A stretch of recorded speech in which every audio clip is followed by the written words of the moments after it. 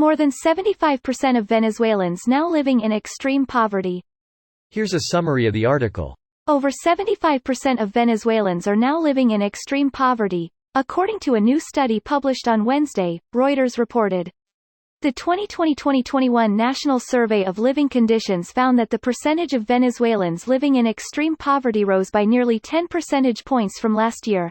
The Wire service noted, from 67.7% last year to 76.6% this year. Roughly 95% live in poverty when only looking at income levels, according to the study, run by researchers from Andrés Bello Catholic University, which surveyed 14,000 households in 21 of the country's 23 states between February and April. Advertisement. Among the factors contributing to such dramatic poverty include fuel shortages, COVID-19 and not enough job opportunities. The report comes as the country is mired in political and economical crisis, which includes shortages of critical supplies like medicine and food, hyperinflation and a lack of power, according to the BBC. Some argue that the conditions to the mismanagement of the country's economy, Reuters noted. The U.S. has also continued to give financial assistance to the country, including a recent contribution of $336 million in humanitarian and economic assistance. According to the State Department, the U.S. has given over $1.9 billion in financial assistance to the country since 2017. This post received a score of 10,000, with an upvote ratio of 95%. Here are the top comments in response to this article. The other 25% play RuneScape. Greater than the other 25% play RuneScape. The 75% play RuneScape too. Bitcoin will solve this. Actually, crypto is very popular in Venezuela precisely because their currency is shit. I see this as a natural progression.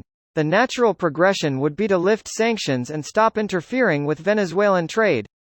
This whole thing is inhumane and based only upon ideology. I mean, this article has a quite absurd argument that the U.S. has been giving Venezuela financial aid, supposedly $1.9 billion. But realistically, what the hell is $1.9 billion? Their GDP back in 2014 was $482.4 billion. This is like giving you food and waking you on the head at the same time. There's no way a country can develop like that. There's a reason they farm RuneScape Gold for gainful employment. Game-good farmers make more than doctors out there. They do it in World of Warcraft too. Really any game with an economy or auction house. I joined them once to make some quick gold and was shocked at how organized it is. They seriously depend on it. 75% this year wait for coming year. It's a ticking time bomb of an enormous massive humanitarian disaster. I'm sure this is going to generate a thoughtful and civil discussion. Nope. Only RuneScape politics. Everyone commenting in this thread seems to be at either extreme of, Venezuela failed socialism iPhone Gabagoolian in Detlibturds owned, and, the U.S. is solely responsible for this, with absolute no nuance, historical context, or general understanding of the region and influences at all. The truth is, there are failures exacerbated and perpetuated by the U.S. and failings inherent to the elites controlling Venezuela, its system, and its over-reliance on certain industry. This thread seems to be being used by incoherent child-like users using this as a way to promote their ideology, and for this reason I'm going to call everyone stupid and leave without further explanation.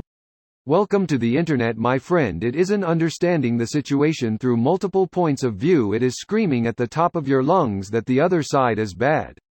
To the people defending Venezuela because it's socialist. The workers do not own the means of production in Venezuela, they are neither socialist nor communist. Supporting them is so only does more harm to the cause than not. For what it's worth, the people don't own the means of production in Cuba. They never owned them in the Soviet Union or in China either. According to Wikipedia, China, USSR and most communist countries are actually state capitalists. So in the end it was actually capitalism that failed these nations, not communism nor socialism.